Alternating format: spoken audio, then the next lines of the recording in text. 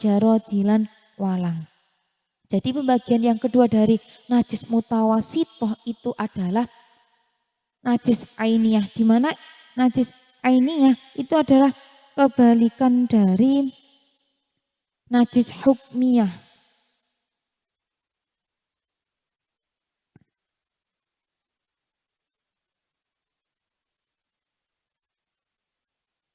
An-najasatul ainiyah hiya allati laha jirmun au ta'mun au launun au rihun, yaitu ada setiap perkara najis yang ada bentuknya, rasanya, warnanya, baunya. Jadi dia itu kebalikan dari hukmiyah. Kalau hukmiyah itu secara hukumnya saja, kalau ainiyah secara dohirnya dia terlihat kasat mata. Contoh seperti kalau goiti yaitu tinja, kotoran manusia, kemudian warausi, kotoran sapi, terus wadami darah, walkoihi nanah, walkoi lan utah-utahan. Jadi kalau kalian tuh muntah, baik itu muntahan manusia atau muntahan hewan, itu perkara juga najis ya. Jadi muntah-muntahan dari manusia ataupun hewan itu najis. Wal muskiri lan perkara kang mendemi, itu setiap perkara yang memabukkan seperti homer itu juga najis. Wal ma'i lan perkara kang cuwer.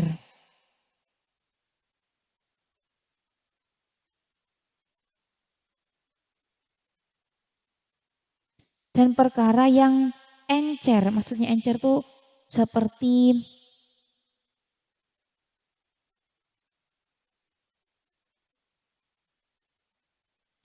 tadi kan perkara yang memabukkan, kemudian ma'i perkara yang encer, seperti hanya nanti tuh seperti madi, wadi kayak gitu. Jadi di sini tuh wal ma'i, wal madi, wal wadi. Jadi perkara yang encer, kemudian madi, wadi.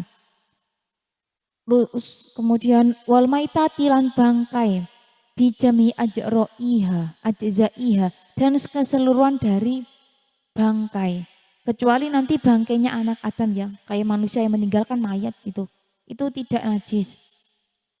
Jadi semua bangkai itu najis, entah itu bagian-bagian bangkai, entah itu bulunya, entah itu kulit maupun tulang itu najis semua, kecuali nanti bangkainya anak Adam, ikan sama belalang. Jadi tiga hal ini, bangkainya anak Adam, ikan sama belalang ini tidak najis. Meskipun ikan tuh mati kayak begitu, gak najis tuh. Terus nanti belalang itu juga enggak najis. Jadi enggak, maksudnya enggak termasuk bangkai. Kemudian lagi yang termasuk nanti najis ainiyah itu adalah wala banin hayyin layak kalulahmuhu. Itu adalah ASI dari hewan yang hidup yang mana dagingnya tidak bisa dimakan. Seperti nanti ASInya anjing, babi seperti itu. Kecuali nanti kalau anak Adam ya, ini mengecualikan anak Adam. Anak Adam kan bangkainya nggak bisa, dagingnya nggak boleh dimakan. Tapi itu labannya tidak najis. Wal juz'il munfasili dan bagian yang terpisahkan dari hewan yang hidup tadi. Jadi kalau wal juz'il munfasili minal hayawanil hayy dan juga bagian dari hewan yang hidup, yaitu bagian terpisahkan. Misal potongan kaki kambing, kaki sapi seperti itu nanti najis ainiyah. Di sini mengecualikan yaitu sama seperti di atas tadi, anak Adam atau manusia, kemudian ikan sama belalang. Jadi kalau ada potongan kaki belalang itu nanti tidak termasuk najis, kan tidak termasuk dalam bangkai, tidak termasuk najis ainiyah. Dia termasuk bangkai tapi tidak termasuk dalam najis ainiyah. Jadi ada pengecualian di bab maitah yang mana termasuk najis ainiyah, yaitu bangkainya anak Adam, ikan sama belalang. Itu tidak najis ainiyah, tidak termasuk najis. Saya lanjutkan cara mensucikan najis ainiyah. Toharotun najasati utawi nyucani najis ala ainiyati kang bangsa najis ain.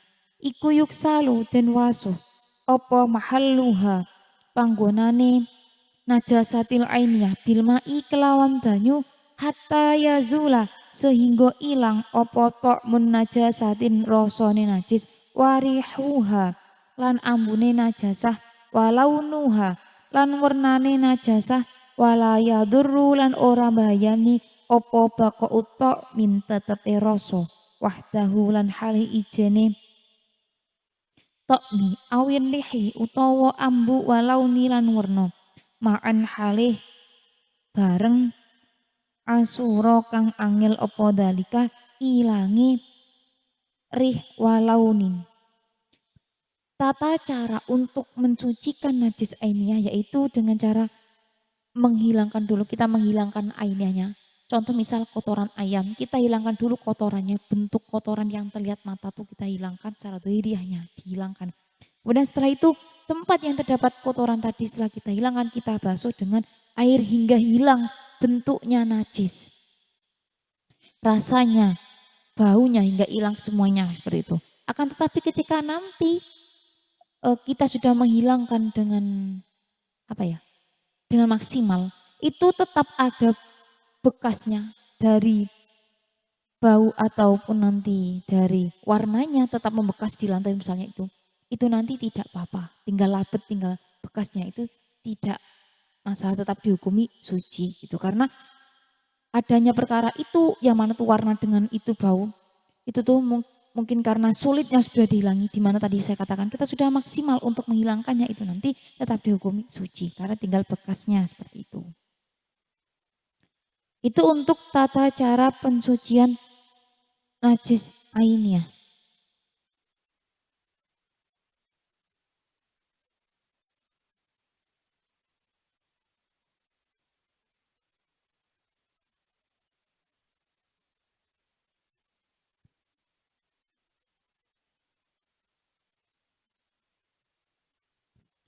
Ini tata cara pensuciannya najis ainiyah. Tadi saya belum membahas secara rinci ya untuk najis ainiyahnya. Tadi kan contoh-contoh najis ainiyah itu tadi kotoran hewan, kotoran manusia, kemudian darah, koihu itu nanah. Itu yang mana tuh biasanya nanah tuh keluar ketika kita ada sesuatu yang luka atau apa. Istilahnya itu nanah tuh darah yang busuk, itu juga najis ya. Kemudian madi, wadi. Jadi madi sama wadi sama mani itu beda ya. Tiga hal ini beda. Kalau madi itu juga dihukumi najis. Madi itu adalah cairan putih kental di mana nanti keluar ketika disertai dengan syahwat. Jadi cairan putih kental yang ada pada manusia.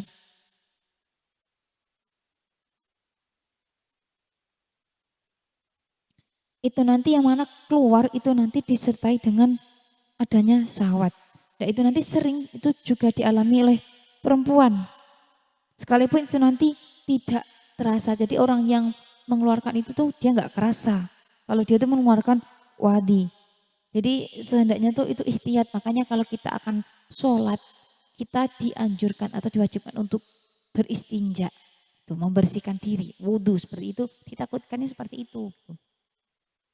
Jadi mandi itu najis ya, sesuatu yang putih kental, yang mana nanti dikeluar tuh disertai dengan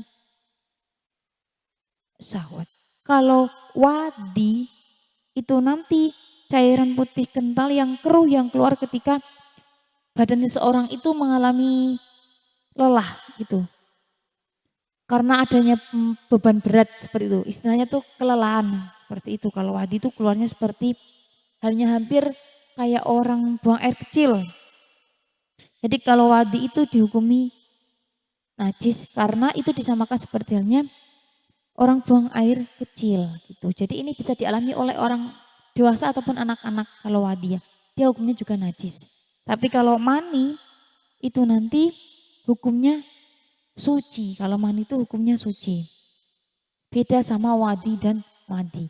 Mani itu suci. Tapi kenapa kalau mani itu suci, orang yang mengeluarkan mani itu diwajibkan mandi. Itu yang mewajibkan mandi bukan maninya ya. Tapi perkara yang menjadikan mani itu keluar. Misal seperti jima gitu. Kemudian itu tuh apa ya?